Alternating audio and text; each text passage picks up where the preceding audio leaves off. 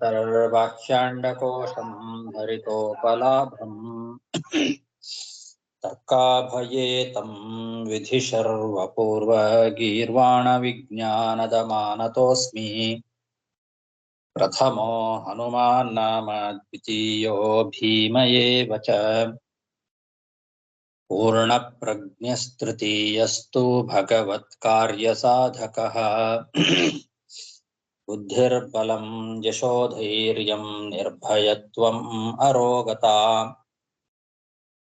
ಅಜಾಡ್ಯಂ ವಾಕ್ಪಟುತ್ವಂ ಚ ಹನುಮತ್ ಸ್ಮರಣಾದ್ ಭವೇತ್ ಪೃಥ್ವೀ ಮಂಡಲ ಮಧ್ಯಸ್ಥಾಃ ಪೂರ್ಣಬೋಧಮತಾನುಗಾಃ ವೈಷ್ಣವಾ ವಿಷ್ಣುಹೃದಯಾಃ ತನ್ನಮಸ್ಯೆ ಗುರುನ್ ಮಮ ಜನ್ಮಾದ್ಯಸ್ಯ ಯತೋನ್ಮಯಾದಿತರತಶ್ಚಾರ್ಥೇಷ್ವಭಿಜ್ಞಸ್ವರಾಟ್ ತೇನೇ ಬ್ರಹ್ಮಹೃದಾಯ ಆದಿಕವಯೇ ಮುಹ್ಯಂತಿ ಯಂ ಸೂರಯಃ ತೇಜೋ ವಾರಿಮೃದಾಂ ಯಥಾ ವಿನಿಮಯೋ ಯತ್ರ ತ್ರಿಸರ್ಗೋ ಮೃಷಾಂ ಧಾಮ್ನಾ ಸ್ವೇನ ಸದಾ ನಿರಸ್ತಕುಹಕಂ ಸತ್ಯಂ ಪರಂ ಧೀಮಹಿ ಸೃಷ್ಟಿಸ್ಥಿತ್ಯಪ್ಯೇಹಾ ನಿಯತಿದೃಶಿತಮೋ ಬಂಧಮೋಕ್ಷಾಶ್ಚ ಯಸ್ಮಾತ್ ಅಸ್ಯ ಶ್ರೀ ಬ್ರಹ್ಮರುದ್ರ ಪ್ರಭೃತಿ ಸುರ ನರದ್ವೀಷ ಶತ್ರುತ್ಮಕಸ್ಯ ವಿಷ್ಣೋರ್ವ್ಯಸ್ತಾಃ ಸಮಸ್ತಾಃ ಸಕಲ ಗುಣನಿಧಿಃ ಸರ್ವದೋಷವ್ಯಪೇತಃ ಪೂರ್ಣಾನಂದೋ ವ್ಯಯೋ ಯೋ ಗುರುರಪಿ ಪರಮಃ ಚಿಂತಯೇತಂ ಮಹಾಂತಂ ಯಂ ಪ್ರವ್ರಜन्तಮನುಪೇತಮಪೇತಕೃತ್ಯಂ ದ್ವೈಪಾಯನೋ ವಿರಹ ಕಾತರ ಆಜುಹಾವ ಪುತ್ರೇತಿ ತನ್ಮಯತಯಾ ಕರವೂಪಿ ನೇದುಃ तं ಸರ್ವಭೂತಹೃದಯಂ ಮುನಿಮಾನತೋಸ್ಮಿ.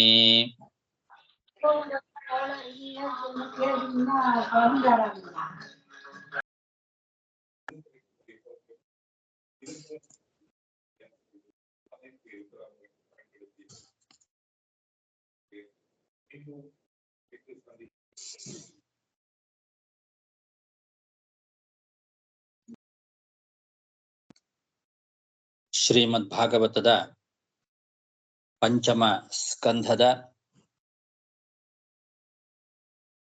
8ನೇ ಅಧ್ಯಾಯದಲ್ಲಿ ಇವತ್ತು 24ನೇ ಗದ್ಯ. ತದಾನೀಮಪಿ ಪಾರ್ಶ್ವವರ್ತಿನಂ ಆತ್ಮಜಂ ಬಂಧುಮಿವ ಅನುಶೋಚಂತಂ ಅಭಿವೀಕ್ಷಮಾಣೋ ಮೃಗಯೇವ ಅಭಿವೇಶಿತಮನಾಃ ವಿಸೃಜ್ಯ ಲೋಕಂ ಇಮಂ ಸಹ ಮೃಗೇಣ ಕಳೇಬರಂ ಅನುಸ್ಮೃತ ಜನ್ಮಾನುಸ್ಮೃತಿಃ ಇತರವತ್ ಮೃಗಶರೀರಂ ಅವಾಪ.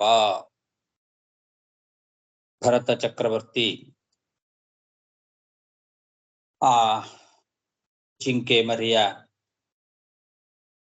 ಸ್ಮರಣೆಯನ್ನ ಮಾಡ್ತಾ ಅದರಲ್ಲೇ ಮೋಹವನ್ನ ಹೊಂದಿ ಅದನ್ನ ಲಾಲನೆ ಮಾಡೋದು, ಪೋಷಣೆ ಮಾಡೋದು, ಇದರಲ್ಲೇನೆ ಅವನು ಕಾಲ ಕಳೆದು ಪರಮಾತ್ಮನನ್ನ ಮರೆತು ಬಿಟ್ಟಿದ್ದ ಅಂತ ಹಿಂದೆ ಹೇಳಿದರು. ಆ ಸಮಯದಲ್ಲೇ ಹೀಗೆ ಅವನಿಗೆ ಕಾಲ ಅಂತನ್ನೋದು ಕರಾಳ ರಭಸದಿಂದ ಆಕ್ರಮಣ ಮಾಡಿಕೊಂಡು ಮರಣಕಾಲ ಸಮೀಪ ಬಂತು. ಆ ಮರಣಕಾಲ ಸಮೀಪ ಬರುವಾಗಲೂ ಕೂಡ, ಮರಣಕಾಲದಲ್ಲಿಯೂ ಕೂಡ ಈ ಭರತ ತನ್ನ ಹತ್ತಿರ ನಿಂತು ಬಂಧುಗಳಂತೆ ದುಃಖ ಪಡ್ತಾ ಇರತಕ್ಕಂತಹ ತನ್ನ ಮಗನಂತೆ ಇದ್ದ ಜಿಂಕೆ ಮರಿಯನ್ನೇ ನೋಡ್ತಾ ಅದರಲ್ಲೇ ಮನಸ್ಸಿಟ್ಟು ಆ ಜಿಂಕೆ ಮರಿಯ ಜೊತೆಗೆ ಈ ಲೋಕವನ್ನ ತಾನು ಬಿಟ್ಟ, ತನ್ನ ಶರೀರವನ್ನ ತ್ಯಾಗ ಮಾಡಿದ. ಮೃಗಯೇವ ಅಭಿವೇಶಿತ ಮನಃ ವಿಸೃಜ್ಯ ಲೋಕಂ ಇಮಂ ಸಹ ಮೃಗೇಣ ಕಳೇಬರಂ, ತನ್ನ ಶರೀರವನ್ನ ಆ ಜಿಂಕೆಯ ಜೊತೆಗೆ ಈ ಲೋಕವನ್ನು ಬಿಟ್ಟ. ಹೀಗೆ ಅವನು ಸಾಯುವ ಸಮಯದಲ್ಲಿಯೂ ಕೂಡ ಅದನ್ನ ನೋಡ್ತಾ ನೋಡ್ತಾ ಅದರಲ್ಲೇ ಮನಸ್ಸನ್ನ ಇಟ್ಟು ಶರೀರವನ್ನ ತ್ಯಾಗ ಮಾಡಿದ್ರಿಂದ ಮುಂದೆ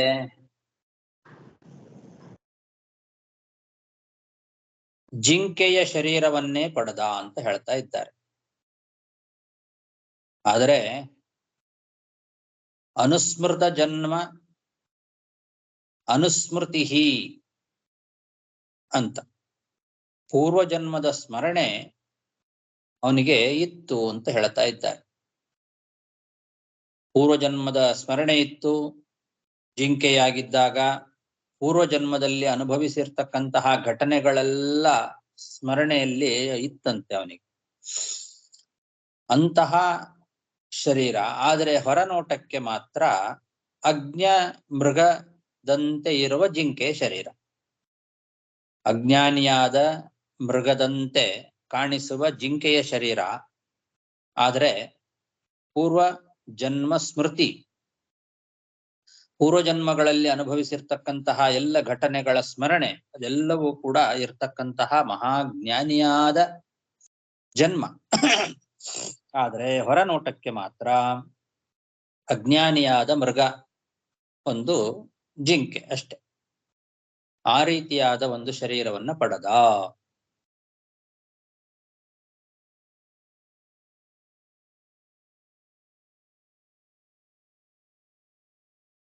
ತದಾನೀಮಪಿ ಪಾರ್ಶ್ವವರ್ತಿನಂ ಆತ್ಮಜಂ ಬಂಧುಂ ಇವ ಅನುಶೋಚಂತಂ ಅಭಿವೀಕ್ಷಮಾಣೋ ಮೃಗ ಏವ ಅಭಿವೇಶಿತಮನಾಃ ವಿಸೃಜ್ಯ ಲೋಕಮಿಮಂ ಸಹ ಮೃಗೇಣ ಕಳೇಬರಂ ಅನುಸ್ಮೃತ ಜನ್ಮ ಅನುಸ್ಮೃತಿ ಇತರವತ್ ಮೃಗ ಶರೀರಂ ಅವಾಪ.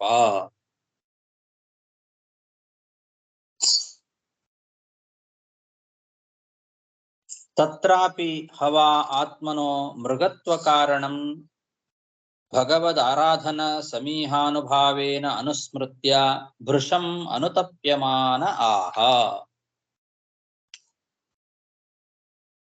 ಅವನಿಗೆ ಹಿಂದಿನ ಜನ್ಮದ ಸ್ಮರಣೆ, ಹಿಂದಿನ ಜನ್ಮದಲ್ಲಿ ಅನುಭವಿಸಿರ್ತಕ್ಕಂತಹ ಎಲ್ಲ ಘಟನೆಗಳ ಸ್ಮರಣೆ ಇದ್ದದ್ದರಿಂದ ಈಗ ಆ ಜಿಂಕೆಯ ಜನ್ಮದಲ್ಲಿ ಭರತನಿಗೆ ತನಗೆ ಈ ಜಿಂಕೆ ಜನ್ಮ ಯಾಕೆ ಬಂತು, ಏನು ಕಾರಣ ಅನ್ನೋದೆಲ್ಲ ಗೊತ್ತಿತ್ತು. ಹಾಗಾಗಿ ಭಗವಂತನ ಆರಾಧನೆಯನ್ನ ಮಾಡಬೇಕು ಅನ್ನೋ ಇಚ್ಛೆ ಅವನಿಗೆ ಬಲವಾಗಿ ಇತ್ತಂತೆ. ಅದೆಲ್ಲ ನೆನಪಿಗೆ ಬಂತು. ಆತ್ಮನೋ ಮೃಗತ್ವ ಕಾರಣಂ, ತನಗೆ ಈ ಮೃಗಜನ್ಮ ಬರ್ಲಿಕ್ಕೆ ಏನು ಕಾರಣ, ಯಾಕೆ ಹೀಗಾಯ್ತು ಅನ್ನೋದೆಲ್ಲ ಗೊತ್ತಿದ್ದರಿಂದ ಅವನು ಭಗವಂತನ ಆರಾಧನೆಯನ್ನ ಮಾಡಬೇಕು ಅನ್ನೋದು ಅವನಿಗೆ ನೆನಪಿಗೆ ಬಂತು. ಬಹಳ ಪಶ್ಚಾತ್ತಾಪ ಆಗಿದೆ.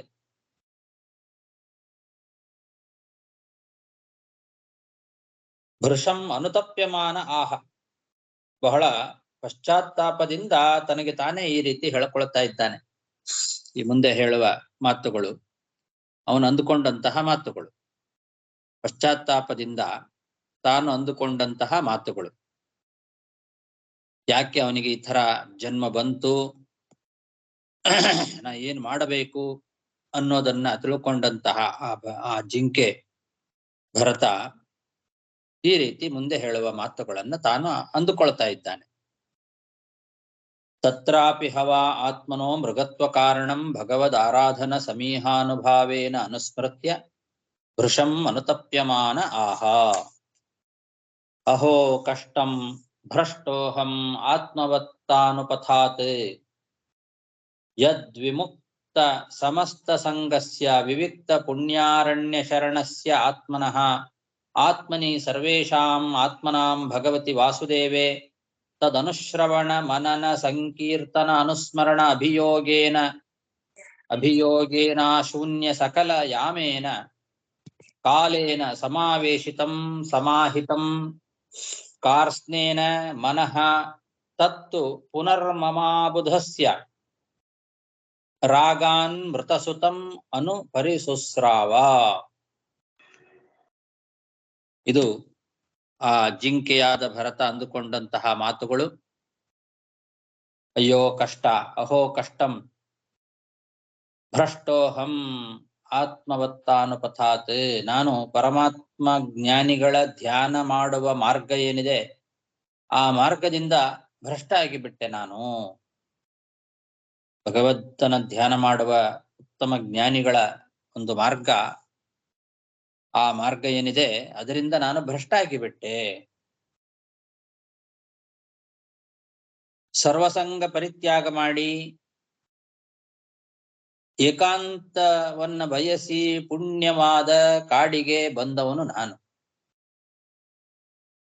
ಮನಸ್ಸನ್ನ ನಿಗ್ರಹ ಮಾಡಿಕೊಂಡು ಎಲ್ಲ ಜೀವಾತ್ಮರಿಗೆ ಅಂತರ್ಯಾಮಿಯಾದ ಆ ವಾಸುದೇವನಲ್ಲಿ, ಭಗವಂತನಲ್ಲಿ, ವಾಸುದೇವನಲ್ಲಿ ಸದಾ ಕಾಲ ಅವನ ಬಗ್ಗೆ ಶ್ರವಣ, ಮನನ, ಕೀರ್ತನ, ಧ್ಯಾನ ಮೊದಲಾದವುಗಳನ್ನ ಅನುಷ್ಠಾನ ಮಾಡ್ತಾ ಮನಸ್ಸನ್ನ ಪೂರ್ಣವಾಗಿ ಆ ಭಗವಂತನಲ್ಲೇ ನಿಶ್ಚಲಗೊಳಿಸಿದ್ದೆ. ಆದ್ರೆ ನೋಡೋದು, ಅಜ್ಞನಾದ ನಾನು ಜಿಂಕೆ ಮರಿಯಲ್ಲಿ ಆಸಕ್ತನಾಗಿ ಬಿಟ್ಟೆ. ಮೊದಲು ಭಗವಂತನಾದ ವಾಸುದೇವನಲ್ಲಿ ಶ್ರವಣ, ಮನನ, ನಿಧಿಧ್ಯಾಸನಾದಿ ಸಕಲ ಕರ್ಮಗಳನ್ನು ಅನುಷ್ಠಾನ ಮಾಡ್ತಾ ಮನಸ್ಸನ್ನ ಭಗವಂತನಲ್ಲೇ ನೆಲೆಗೊಳಿಸಿಬಿಟ್ಟಿದ್ದೆ. ಅವನು ಸಕಲ ಜೀವಾಂತರ್ಯಾಮಿ ವಾಸುದೇವ. ಅಂತಹ ವಾಸುದೇವನಲ್ಲಿ ನಾನು ಮನಸ್ಸನ್ನ ಇಟ್ಟವನು. ಆದರೆ ಅಜ್ಞಾನಿಯಾಗಿ ಕೊನೆಗೆ ಆ ಜಿಂಕೆ ಮರಿಯಲ್ಲಿ ಆಸಕ್ತನಾಗಿ ಬಿಟ್ಟೆ. ಆದ್ರಿಂದ ಆ ಮನಸ್ಸು ಜಿಂಕೆ ಮರಿಯ ಬೆನ್ನು ಹತ್ತಿ ಹೊರಟೇ ಹೋಯ್ತು. ಅಬುಧಸ್ಯ ರಾಗಾತ್ ಮೃತಸುತಂ ಅನು ಪರಿಸುಸ್ರಾವ. ಜಿಂಕೆ ಮರಿ ಅದು ತಾಯಿಯನ್ನ ಕಳ್ಕೊಂಡು ಅದನ್ನ ನೋಡಿ ನನ್ನ ಮನಸ್ಸು ಅದರ ಕಡೆಗೆ ಹೋಗಿಬಿಡ್ತು. ಅಹೋ ಕಷ್ಟಂ ಭ್ರಷ್ಟೋಹಂ ಆತ್ಮವತ್ತಾನುಪಥಾತ್ ಯದ್ವಿಮುಕ್ತ ಸಮಸ್ತ ಸಂಗಸ್ಯ ವಿವಿಕ್ತ ಪುಣ್ಯಾರಣ್ಯ ಶರಣಸ್ಯ ಆತ್ಮನಃ ಆತ್ಮನಿ ಸರ್ವೇಷಾಂ ಆತ್ಮನಾಂ ಭಗವತಿ ವಾಸುದೇವೇ ತದನುಶ್ರವಣ ಮನನ ಸಂಕೀರ್ತನ ಅನುಸ್ಮರಣಾಭಿಯೋಗೇನ ಅಶೂನ್ಯ ಸಕಲಯಾಮೇನ ಕಾಲೇನ ಸಮಾವೇಶಿತಂ ಸಮಾಹಿತಂ ಕಾರ್ಸ್ನೇನ ಮನಃ ತತ್ತು ಪುನರ್ಮಮ ಅಬುಧಸ್ಯ ರಾಗಾನ್ ಮೃತಸುತಂ ಅನು ಪರಿಸುಸ್ರಾವ.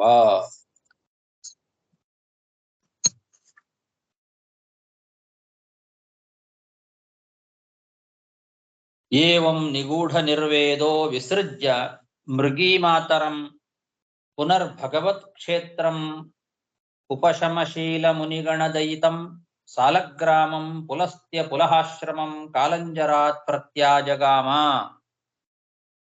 ಈ ರೀತಿ ಆ ಜಿಂಕೆ ವಿಚಾರವನ್ನ ಮಾಡ್ತಾ ತನಗೆ ತಾನೇ ಅಂದುಕೊಳ್ತಾ, ಆ ಜಿಂಕೆಯ ಜನ್ಮದಲ್ಲಿಯೂ ಕೂಡ ನಿಗೂಢವಾಗಿ ವೈರಾಗ್ಯ ಭಾವನೆ ಇತ್ತು ಆ ಭರತನಿಗೆ. ಆದ್ರಿಂದ ಯಾವ ಒಂದು ಆಶ್ರಮದಲ್ಲಿ ಜಿಂಕೆ ಮರಿ ತನ್ನ ತಾಯಿಯನ್ನ ಕಳ್ಕೊಂಡು ಹುಟ್ಟಿ ಅಲ್ಲೇ ವಾಸವಾಕೊಂಡಿತ್ತಲ್ಲ, ಅದೇ ಕಾಲಂಜರ ಪರ್ವತದಿಂದ ಮತ್ತೆ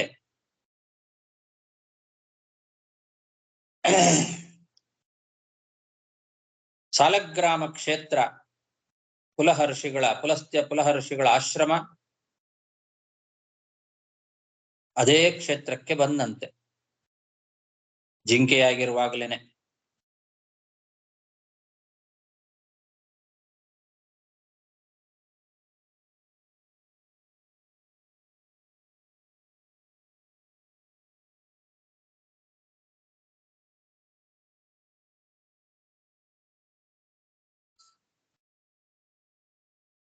ತಾನು ಕಾಲಂಜರ ಪರ್ವತದಲ್ಲಿ ಜಿಂಕೆಯಾಗಿ ಹುಟ್ಟಿದ್ದ. ಅವನಿಗೆ ಆ ಜನ್ಮದ ಜ್ಞಾನ ಎಲ್ಲ ಇತ್ತು. ವೈರಾಗ್ಯ ಅಂತನ್ನೋದು ಅವನಿಗೆ ನಿಗೂಢವಾಗಿ ಇತ್ತು. ಏವಂ ನಿಗೂಢ ನಿರ್ವೇದ, ವೈರಾಗ್ಯ ಅಂತನ್ನೋದು ಒಳಗೆ ಇತ್ತು. ಹಾಗಾಗಿ ಮೃಗಿ ಮಾತರಂ ವಿಸೃಜ್ಯ ಪುನಃ ಭಗವತ್ ಕ್ಷೇತ್ರಂ ಶಾಲಗ್ರಾಮಂ ಪ್ರತ್ಯಾಜಗಾಮ. ಮತ್ತೆ ಆ ಶಾಲಗ್ರಾಮ ಕ್ಷೇತ್ರಕ್ಕೆನೆ ಬಂದ. ಹಿಂದೆ ತಾನು ಎಲ್ಲಿ ಜಾಗ ತಪಸ್ಸು ಮಾಡ್ತಾ ಇದ್ನೋ, ತಪಸ್ಸು ಮಾಡ್ಲಿಕ್ಕೆ ಅಂತ ಯಾವ ಜಾಗವನ್ನ ಆರಿಸ್ಕೊಂಡಿದ್ನಲ್ಲ, ಪುಲಸ್ತ್ಯ ಪುಲಹ ಋಷಿಗಳ ಆಶ್ರಮ, ಆ ಆಶ್ರಮಕ್ಕೆ ಮತ್ತೆ ಹಿಂತಿರುಗಿ ಅಲ್ಲಿಗೆ ಬಂದ. ಕಾಲಂಜರಾತ್ ಪ್ರತ್ಯಾಜಗಾಮ, ಕಾಲಂಜರ ಪರ್ವತದಿಂದ ಈ ಪುಲಸ್ತ್ಯ ಪುಲಹ ಋಷಿಗಳ ಆಶ್ರಮಕ್ಕೆ ಬಂದ, ಶಾಲಗ್ರಾಮ ಕ್ಷೇತ್ರಕ್ಕೆ ಬಂದ.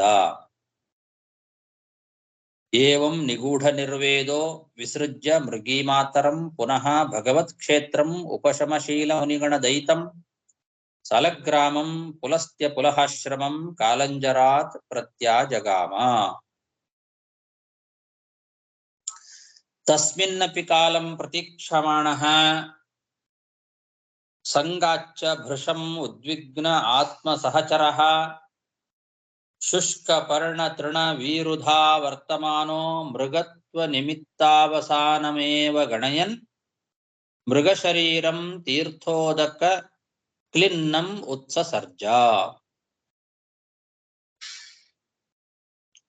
ಆ ಸಾಲಗ್ರಾಮ ಕ್ಷೇತ್ರದಲ್ಲಿ ತನ್ನ ಅಂತ್ಯಕಾಲ ಯಾವಾಗತ್ತೋ ಅನ್ನೋದನ್ನೇ ನಿರೀಕ್ಷೆ ಮಾಡ್ತಾ, ವಿಷಯ ಪದಾರ್ಥಗಳ ಆಸಕ್ತಿ ಅಂತಂದ್ರೆ ಭಯ ಆಗ್ತಾ ಇತ್ತು ಅವನಿಗೆ. ಸಂಗಾಚ್ಚ ಭೃಶಂ ಉದ್ವಿಗ್ನ ಆತ್ಮ ಸಹಚರ, ಏನಾದರೂ ವಿಷಯ ಪದಾರ್ಥಗಳ ಆಸಕ್ತಿ ಉಂಟಾಯಿತು ಅಂತಂದ್ರೆ ಮತ್ತೆ ಹಿಂದಿನಂತೆ ನನಗೆ ತೊಂದರೆ ಆಗ್ತದೆ ಅನ್ನೋ ಒಂದು ಭಯ ಇದ್ದದ್ರಿಂದ ಏಕಾಂಗಿಯಾಗಿ ಸಂಚಾರ ಮಾಡ್ತಾ ಇತ್ತು ಆ ಜಿಂಕೆ. ಯಾರ ಜೊತೆಗೂ ಬೆರಿತಾ ಇರಲಿಲ್ಲ. ಒಣಗಿದ ಎಲೆ ಹುಲ್ಲುಗಳನ್ನ ಬಳ್ಳಿಗಳನ್ನೇ ತಿಂದು ಬದುಕ್ತಾ ಇತ್ತು. ಎಲ್ಲಾ ಜಿಂಕೆಗಳು ಹಸಿ ಹುಲ್ಲನ್ನ, ಚಿಗುರು ಹುಲ್ಲನ್ನ ತಿಂದು ಸುಖ ಪಡ್ತಾವೆ. ಆದ್ರೆ ಈ ಜಿಂಕೆ ಒಣಗಿದ ಹುಲ್ಲನ್ನ ತಿಂದು, ಒಣಗಿದ ಹುಲ್ಲು ಬಳ್ಳಿಗಳನ್ನ ತಿಂದು ಬದುಕ್ತಾ ಇತ್ತು. ಯಾವಾಗ ನನಗೆ ಅಂತ್ಯಕಾಲ ಬರುತ್ತೆ ಅನ್ನೋದನ್ನೇ ಎದುರು ನೋಡ್ತಾ ಇತ್ತು. ತನ್ನ ಜಿಂಕೆ ಜನ್ಮ ಬರ್ಲಿಕ್ಕೆ ಕಾರಣವಾದಂತಹ ಯಾವ ಪ್ರಾರಬ್ಧ ಇದೆ, ಆ ಪ್ರಾರಬ್ಧ ಮುಗಿಯುವ ಕಾಲ ಯಾವಾಗ ಬರುತ್ತೋ ಅಂತ ಕಾಯ್ತಾ ಕಾಯ್ತಾ ಜೀವನವನ್ನ ಸಾಗಿಸ್ತಾ ಇತ್ತು ಆ ಜಿಂಕೆ. ವಿಷಯ ಪದಾರ್ಥಗಳ ಆಸಕ್ತಿಯನ್ನೆಲ್ಲ ಬಿಟ್ಟಿತ್ತು. ಅಂತ್ಯಕಾಲದ ನಿರೀಕ್ಷೆಯನ್ನ ಮಾಡ್ತಾ ಮಾಡ್ತಾ ಕೊನೆಗೊಂದು ದಿವಸ ಆ ಗಂಡಕಿ ನದಿಯಲ್ಲಿ ಹಾರಿ ತನ್ನ ಆ ಜಿಂಕೆಯ ಶರೀರವನ್ನ ಪವಿತ್ರವಾದಂತಹ ಆ ಗಂಡಕಿ ನದಿಯ ಜಲದ ಸಂಪರ್ಕದಿಂದ ಜಿಂಕೆಯ ಶರೀರವನ್ನ ತ್ಯಾಗ ಮಾಡಿದ ಆ ಭರತ. ಮೃಗ ಶರೀರಂ ತೀರ್ಥೋದಕ ಕ್ಲಿನ್ನಂ ಉತ್ಸಸರ್ಜ. ತೀರ್ಥೋದಕ ಕ್ಲಿನ್ನಂ, ಆ ಪವಿತ್ರವಾದ ತೀರ್ಥ, ಶಾಲಗ್ರಾಮ ತೀರ್ಥ, ಗಂಡಕಿ ನದಿ, ಆ ನದಿಯಲ್ಲಿ ಹಾರಿ ಪವಿತ್ರವಾದ ಆ ನೀರಿನಿಂದ ತೊಯಿಸಿಕೊಂಡಂತಹ ಆ ಮೃಗ ಶರೀರವನ್ನ ತ್ಯಾಗ ಮಾಡಿದ. ತಸ್ಮಿನ್ನಪಿ ಕಾಲಂ ಪ್ರತೀಕ್ಷಮಾಣಃ ಸಂಗಾಚ್ಚ ಭೃಶಂ ಉದ್ವಿಗ್ನ ಆತ್ಮ ಸಹಚರಃ ಶುಷ್ಕ ಪರ್ಣ ತೃಣ ವೀರುಧಾ ವರ್ತಮಾನೋ ಮೃಗತ್ವ ನಿಮಿತ್ತಾವಸಾನಮೇವ ಗಣಯನ್ ಮೃಗಶರೀರಂ ತೀರ್ಥೋದಕ ಕ್ಲಿನ್ನಂ ಉತ್ಸಸರ್ಜ. इति श्रीमद्भागवते महापुराणे पारमहंस्याम् अष्टादशसहस्र्यां संहितायां वैयासिक्यां पंचमस्कन्धे अष्टमोऽध्यायः. ಶ್ರೀಕೃಷ್ಣಾರ್ಪಣಮಸ್ತು. ಅಲ್ಲಿಗೆ ಪಂಚಮಸ್ಕಂಧದ 8ನೇ ಅಧ್ಯಾಯ ಮುಗಿದಿದೆ. ಮುಂದೆ 9ನೇ ಅಧ್ಯಾಯ. ಪಂಚಮ ಸ್ಕಂಧದ 9ನೇ ಅಧ್ಯಾಯ ಮೊದಲನೇ ಗದ್ಯ. ಶ್ರೀ ಶುಕ ಉವಾಚ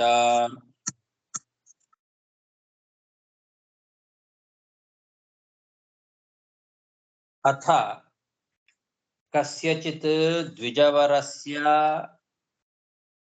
ಆಂಗಿರಸ ಪ್ರವರಸ್ಯ ಶಮದಮ ತಪಸ್ವಾಧ್ಯಾಯಾಧ್ಯಯನ ತ್ಯಾಗ ಸಂತೋಷ ತಿತಿಕ್ಷಾ ಪ್ರಶ್ರಯ ವಿದ್ಯಾನಸೂಯಾತ್ಮ ಜ್ಞಾನಾನಂದಯುಕ್ತಸ್ಯ ಆತ್ಮ ಸದೃಶ ಶ್ರುತ ಶೀಲಾಚಾರ ರೂಪೌದಾರ್ಯ ಗುಣ ನವ ಸೋದರ್ಯಾಂಗಜಾ ಬಭೂವುಃ ಮಿಥುನಂ ಚ ಯವೀಯಸ್ಯಾಂ ಭಾರ್ಯಾಯಾಂ.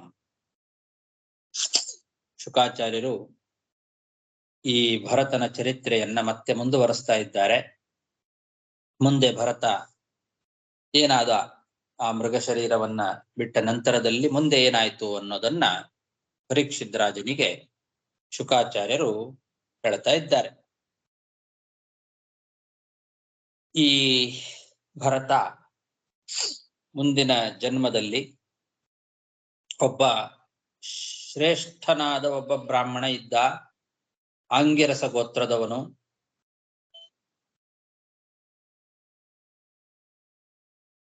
ಶ್ರಮ ದಮ ತಪಸ್ಸು ವೇದಾಧ್ಯಯನ ದಾನ ಇದರಲ್ಲೇ ತೃಪ್ತಿಯನ್ನ ಪಡ್ಕೊಂಡಿರ್ತಕ್ಕಂತಹ ಒಬ್ಬ ಬ್ರಾಹ್ಮಣ ಅವನು, ಆಂಗಿರಸ ಗೋತ್ರದ ಬ್ರಾಹ್ಮಣ.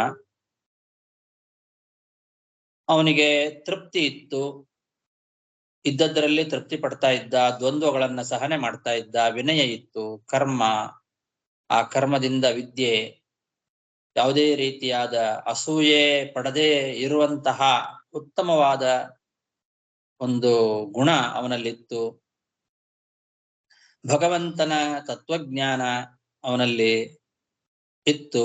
ಈ ಎಲ್ಲ ಸದ್ಗುಣಗಳಿಂದಲೇ ಆನಂದವನ್ನ ಪಡ್ತಾ ಇರತಕ್ಕಂತಹ ಒಬ್ಬ ಬ್ರಾಹ್ಮಣ.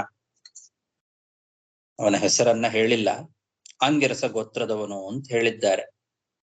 ಆಂಗಿರಸ ಪ್ರವರಸ್ಯ ದ್ವಿಜವರಸ್ಯ ಅಂತಹ ಒಬ್ಬ ಬ್ರಾಹ್ಮಣನಿಗೆ ಇಬ್ಬರು ಹೆಂಡತಿಯರಿದ್ರು. ಮೊದಲನೇ ಹೆಂಡತಿಯಲ್ಲಿ 9 ಜನ ಮಕ್ಕಳು ಹುಟ್ಟಿದ್ರು. ಆ 9 ಜನ ಮಕ್ಕಳು ಕೂಡ ವಿದ್ಯೆ, ಶೀಲ, ಆಚಾರ, ರೂಪ, ಔದಾರ್ಯ ಮೊದಲಾದ ಗುಣಗಳಲ್ಲಿ ಆ ಬ್ರಾಹ್ಮಣನಿಗೆ ಅನುರೂಪರಾಗಿರ್ತಕ್ಕಂತಹ ಮಕ್ಕಳು. ಅಂತಹ 9 ಜನ ಮಕ್ಕಳು ಇದ್ರು. ಎರಡನೇ ಹೆಂಡತಿಗೆ ಒಬ್ಬ ಮಗ ಮತ್ತು ಒಬ್ಬಳು ಮಗಳು ಇದ್ರು. ಹೀಗೆ ಆ ಆಂಗಿರಸ ಗೋತ್ರದ ಬ್ರಾಹ್ಮಣನಿಗೆ ಮೊದಲನೇ ಹೆಂಡತಿಯಲ್ಲಿ 9 ಜನ ಮಕ್ಕಳು, ಎರಡನೇ ಹೆಂಡತಿಯಲ್ಲಿ ಒಬ್ಬ ಮಗ ಮತ್ತು ಒಬ್ಬಳು ಮಗಳು. ಹೀಗೆ 10 ಜನ ಗಂಡು ಮಕ್ಕಳು, 1 ಹೆಣ್ಣು. ಅಥ ಕಸ್ಯಚಿತ್ ದ್ವಿಜವರಸ್ಯ ಆಂಗಿರಸ ಪ್ರವರಸ್ಯ ಶಮದಮ ತಪಸ್ವಾಧ್ಯಾಯಾಧ್ಯಯನ ತ್ಯಾಗ ಸಂತೋಷ ತಿತಿಕ್ಷಾ ಪ್ರಶ್ರಯ ವಿದ್ಯಾ ಅನಸೂಯಾತ್ಮ ಜ್ಞಾನಾನಂದಯುಕ್ತಸ್ಯ ಆತ್ಮಸದೃಶ ಶ್ರುತ ಶೀಲಾಚಾರ ರೂಪೌದಾರ್ಯ ಗುಣಾಃ ನವ ಸೋದರ್ಯಾಂಗಜಾಃ ಬಭೂವುಃ ಮಿಥುನಂ ಚ ಯವೀಯಸ್ಯಾಂ ಭಾರ್ಯಾಯಾಂ. ಯವೀಯಸ್ಯಾಂ ಭಾರ್ಯಾಯಾಂ ಅಂದ್ರೆ ಎರಡನೇ ಹೆಂಡತಿಯಲ್ಲಿ ಮಿಥುನಂ ಅಂದ್ರೆ 1 ಗಂಡು 1 ಹೆಣ್ಣು. ಯಸ್ತು ತತ್ರ ಪುಮಾಂಸ್ತಂ ಪರಮ ಭಾಗವತಂ ರಾಜರ್ಷಿ ಪ್ರವರಂ ಭರತಂ ಉತ್ಸೃಷ್ಟ ಮೃಗ ಶರೀರಂ ಚರಮ ಶರೀರೇಣ ವಿಪ್ರತ್ವಂ ಗತಂ ಆಹುಹು. ಈ ಎರಡನೇ ಹೆಂಡತಿಯಲ್ಲಿ 1 ಗಂಡು 1 ಹೆಣ್ಣು ಮಕ್ಕಳೇನಿದ್ರಲ್ಲ, ಆ ಅವಳಿ ಮಕ್ಕಳಲ್ಲಿ ಇರುವ ಗಂಡು ಮಗ ಏನಿದ್ದಾನೆ ಅವನೇ ಈ ಭರತ. ಜಿಂಕೆ ಶರೀರವನ್ನ ಬಿಟ್ಟು ಕೊನೆ ಜನ್ಮದಲ್ಲಿ ಈಗ ಈ ಬ್ರಾಹ್ಮಣನಾಗಿ ಹುಟ್ಟಿದ್ದಾನೆ. ಆಂಗಿರಸ ಗೋತ್ರದಲ್ಲಿ ಹುಟ್ಟಿದಂತಹ ಆ ಬ್ರಾಹ್ಮಣನಿಗೆ ಎರಡನೇ ಹೆಂಡತಿಯಲ್ಲಿ ಹುಟ್ಟಿದ ಮಗ ಪರಮ ಭಗವದ್ಭಕ್ತನಾದ ರಾಜರ್ಷಿಯಾದಂತಹ ಭರತ. ಪರಮ ಭಾಗವತಂ ರಾಜರ್ಷಿ ಪ್ರವರಂ ಭರತಂ ಅಂತ.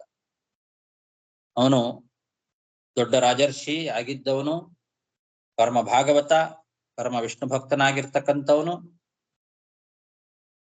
ಪ್ರಾರಬ್ಧವಶಾತ್ ಜಿಂಕೆಯ ಶರೀರವನ್ನ ಪಡೆದಿದ್ದ.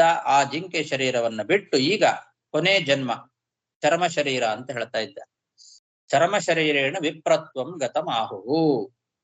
ಚರ್ಮ ಶರೀರದಿಂದ ಈ ವಿಪ್ರತ್ವವನ್ನು ಪಡೆದಿದ್ದಾನೆ. ಬ್ರಾಹ್ಮಣನಾಗಿ ಹುಟ್ಟಿದ್ದಾನೆ. ಅಂಗಿರಸ ಗೋತ್ರೋದ್ಭವನಾಗಿ ಬ್ರಾಹ್ಮಣ ಜನ್ಮವನ್ನ ಪಡ್ಕೊಂಡಿದ್ದಾನೆ. ಹೀಗೆ ಆ ಅಂಗಿರಸ ಗೋತ್ರೋದ್ಭವನಾದ ಬ್ರಾಹ್ಮಣನಿಗೆ ಎರಡನೇ ಹೆಂಡತಿಯಲ್ಲಿ ಹುಟ್ಟಿದ ಮಿಥುನ ಅಂದ್ರೆ ಅವಳಿ ಜೋಳಿ ಮಕ್ಕಳಲ್ಲಿ ಇವನು ಒಬ್ಬ. ಆ ಬ್ರಾಹ್ಮಣನಿಗೆ ಇನ್ನೊಬ್ಬ ಮೊದಲನೇ ಹೆಂಡತಿಯಲ್ಲಿ 9 ಜನ ಗಂಡು ಮಕ್ಕಳು ಬೇರೆ ಇದ್ರು. ಎರಡನೇ ಹೆಂಡತಿಯಲ್ಲಿ ಹುಟ್ಟಿದ ಮಿಥುನದಲ್ಲಿ ಒಬ್ಬ ಈ ಭರತ, ಇನ್ನೊಬ್ಬಳು ಹೆಣ್ಣು. ಯಸ್ತು ತತ್ರ ಪುಮಾಂಸ್ತಂ ಪರಮ ಭಾಗವತಂ ರಾಜರ್ಷಿ ಪ್ರವರಂ ಭರತಂ ಉತ್ಸೃಷ್ಟ ಮೃಗಶರೀರಂ ಚರಮ ಶರೀರೇಣ ವಿಪ್ರತ್ವಂ ಗತಂ ಆಹುಹು. ತತ್ರಾಪಿ ಸ್ವಜನ ಸಂಗಾಚ್ಯ ಭೃಶಂ ಉದ್ವಿಜಮಾನೋ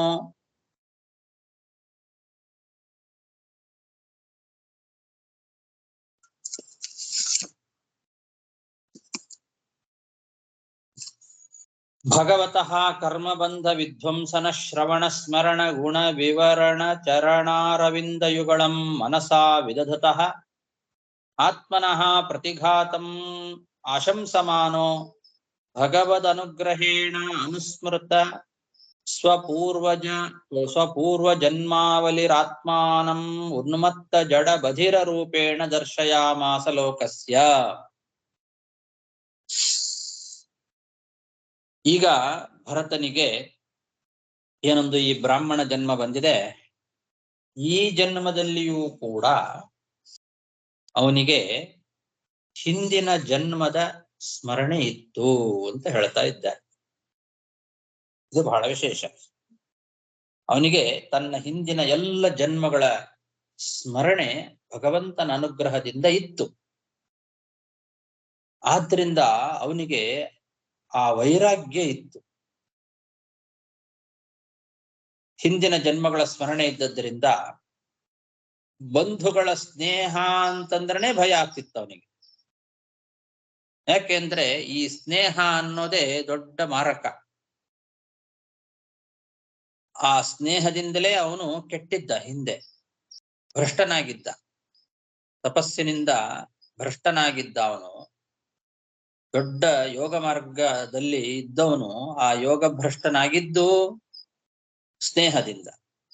ಹಾಗಾಗಿ ಅದರ ಸ್ಮರಣೆ ಅವನಿಗೆ ಇದ್ದದ್ದರಿಂದ ಈ ಜನ್ಮದಲ್ಲಿಯೂ ಕೂಡ ಬಂಧು ಸ್ನೇಹ ಅಂದ್ರನೇ ಭಯ. ಜಿಂಕೆಯಾಗಿದ್ದಾಗಲೂ ಹಿಂದಿನ ಜನ್ಮದ ಸ್ಮರಣೆ ಇದ್ದದ್ರಿಂದ ಯಾರ ಸ್ನೇಹವನ್ನು ಮಾಡದೆ ಏಕಾಂಗಿಯಾಗಿ ತಿರುಗ್ತಾ ಇತ್ತು ಜಿಂಕೆ ಅಂತ ಹಿಂದೆ ಹೇಳಿದ್ರು.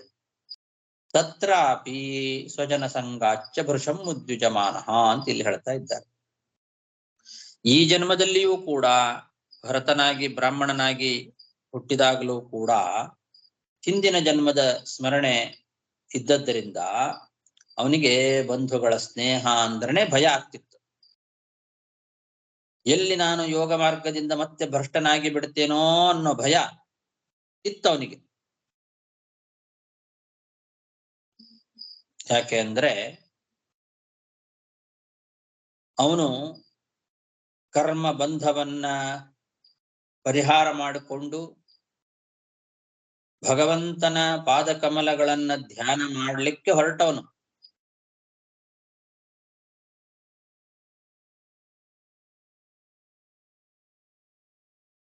ಭಗವಂತನ ಪಾದಕಮಲಗಳ ಶ್ರವಣ, ಧ್ಯಾನ, ವ್ಯಾಖ್ಯಾನ ಮೊದಲಾದವುಗಳಿಂದ ಅವನನ್ನ ಸೇವೆ ಮಾಡಿದ್ರೆ ಕರ್ಮಬಂಧ ಅಂತನ್ನೋದು ಹೊರಟು ಹೋಗ್ತದೆ ಅಂತ ತಿಳ್ಕೊಂಡು ಆ ಕರ್ಮಬಂಧವನ್ನ ಪರಿಹಾರ ಮಾಡ್ಕೊಳ್ಳಿಕ್ಕೋಸ್ಕರ ಭಗವಂತನ ಪಾದಕಮಲಗಳನ್ನೇ ಮನಸ್ಸಿನಿಂದ ಧ್ಯಾನ ಮಾಡಬೇಕು ಅಂತ ಹೊರಟಿದ್ದಾನೆ. ಕರ್ಮಬಂಧ ವಿಧ್ವಂಸನ ಶ್ರವಣ ಸ್ಮರಣ ಗುಣ ವಿವರಣ ಚರಣಾರವಿಂದಯುಗಳಂ ಮನಸಾ ವಿದದತಃ. ಕರ್ಮಬಂಧವನ್ನ ಪರಿಹಾರ ಮಾಡತಕ್ಕಂತಹ ಭಗವಂತನ ಆ ಪಾದಕಮಲಗಳ ಶ್ರವಣ, ಧ್ಯಾನ, ವಿವರಣ ಅಂದ್ರೆ ವ್ಯಾಖ್ಯಾನ ಮೊದಲಾದವುಗಳಿಂದ ಅವನನ್ನ ಸೇವೆ ಮಾಡಿದ್ರೆ ಕರ್ಮಬಂಧ ಹೋಗ್ತದೆ ಅಂತ ತಿಳಿದು ಆ ಭಗವಂತನ ಪಾದಾರವಿಂದಯುಗಳ ಮನಸಾ ವಿದದತಃ, ಭಗವಂತನ ಪಾದಕಮಲಗಳನ್ನ ಮನಸ್ಸಿನಿಂದ ಧ್ಯಾನ ಮಾಡ್ತಾ ಇದ್ದಾನೆ. ಆ ಒಂದು ಭಗವಂತನ ಧ್ಯಾನಕ್ಕೆ ಎಲ್ಲಿ ವಿಘ್ನ ಬರುತ್ತೋ ಅನ್ನೋ ಭಯ ಅವನಿಗೆ ಯಾವಾಗ್ಲೂ ಇತ್ತು. ಯಾಕೆಂದ್ರೆ ಅದನ್ನೆಲ್ಲ ಅನುಭವಿಸಿದವನು ಅವನು. ಭಗವಂತನ ಧ್ಯಾನ ಮಾಡ್ಲಿಕ್ಕೆ ಹೊರಟಾಗ ವಿಘ್ನಗಳು ಬರುತ್ತೆ. ಅದಕ್ಕೆ ಈ ಬಂಧು ಸ್ನೇಹ ಅಂತನ್ನೋದು ಬಹಳ ವಿಘ್ನವನ್ನ ತಂದು ಕೊಡ್ತಕ್ಕಂಥದ್ದು ಅಂತ ತಿಳ್ಕೊಂಡು ಯಾರ ಜೊತೆಯಲ್ಲೂ ಬೆರಿತಾ ಇರಲಿಲ್ಲ. ಯಾವ ಬಂಧುಗಳ ಸ್ನೇಹವನ್ನೂ ಮಾಡ್ತಾ ಇರಲಿಲ್ಲ. ಹಿಂದಿನ ಜನ್ಮದ ಸ್ಮರಣೆ ಭಗವಂತನ ಅನುಗ್ರಹದಿಂದ ಅವನಿಗೆ ಇತ್ತು. ಹಾಗಾಗಿ ಜನರಿಗೆ ಹುಚ್ಚನಂತೆ ತೋರಿಸ್ಕೊಳ್ತಾ ಇದ್ದಂತೆ.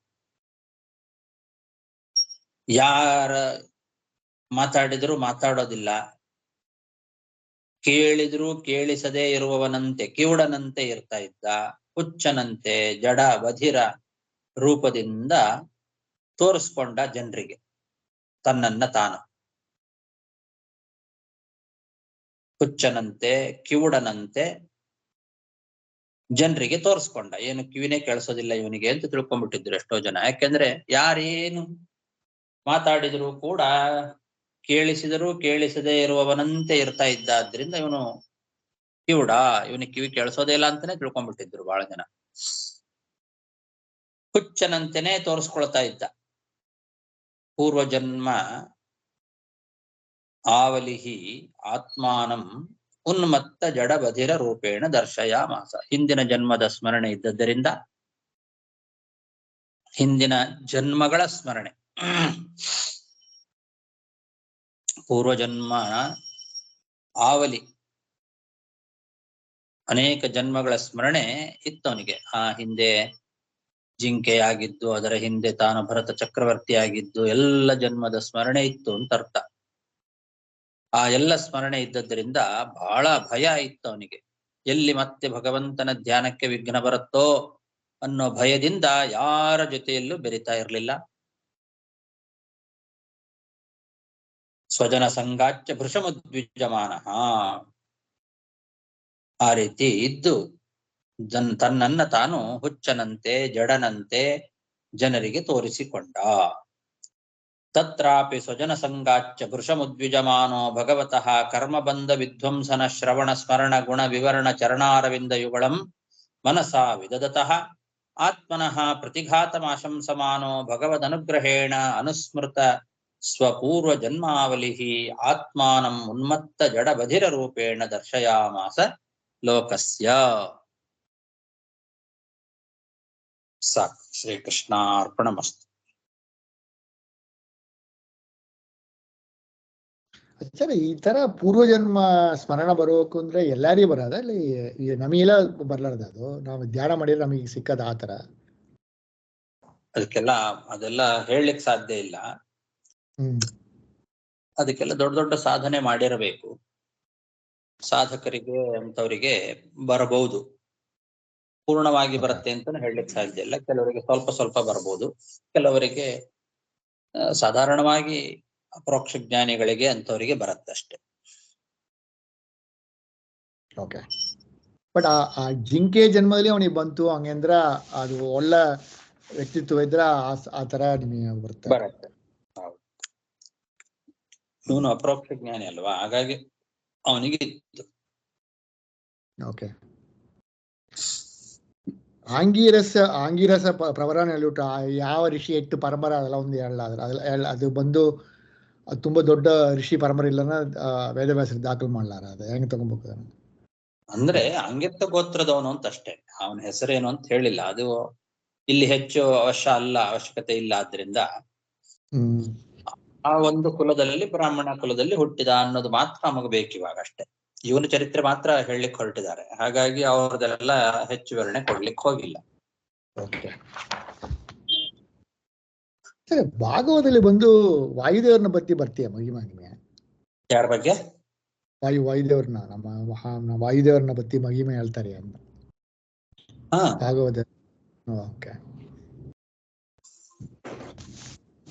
ನಮಸ್ಕಾರ ಗುರುಗಳೇ. ಧೃತರಾಷ್ಟ್ರನಿಗೆ 3 ಜನ್ಮ ಸ್ಮೃತಿ ಇರ್ತದ? ಧೃತರಾಷ್ಟ್ರನಿಗ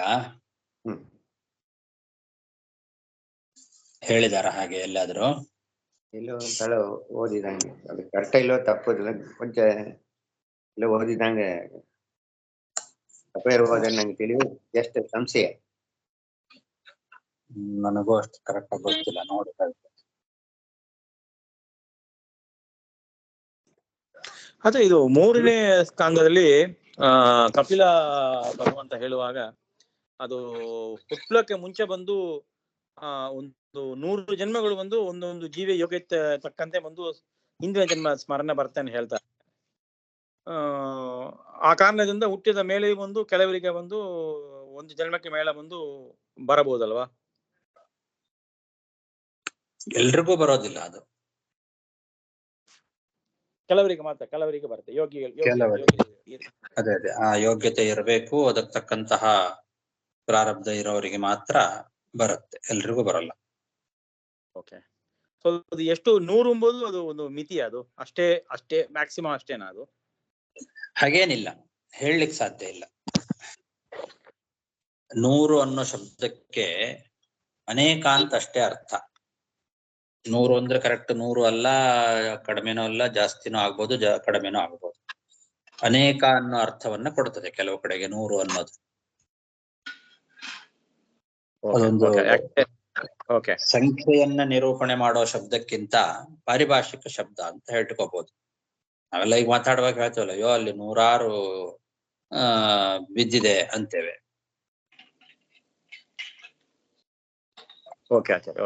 ಹಾಗೆ 100 ಅಂದ್ರೆ ಬಹಳ ಅಂತ ಅಷ್ಟೇ.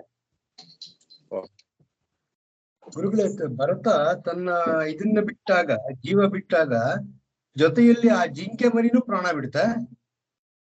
ಅಲ್ಲಿ ಜಿಂಕೆ ಮರಿಯ ಜೊತೆಗೆ ತನ್ನ ಶರೀರವನ್ನ ಬಿಟ್ಟ ಅಂತ ಇದೆ. ಅಲ್ಲಿ ಜಿಂಕೆ ಪ್ರಾಣ ಬಿಡ್ತು ಅಂತ ಅನ್ನೋ ಅರ್ಥ ಬರೋದಿಲ್ಲ. ಅದಕ್ಕೆ ಜಿಂಕೆ ಮರಿಯನ್ನ ಇವನು ಬಿಟ್ಟ ಅಂತ.